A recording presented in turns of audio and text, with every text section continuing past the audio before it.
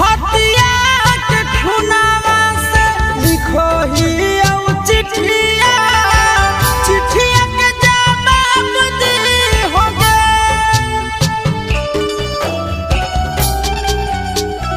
जा हटिया के खुनावा से लिखो ही चिट्ठिया चिट्ठिया के जवाब दी हो गए पागल घोषित कैला को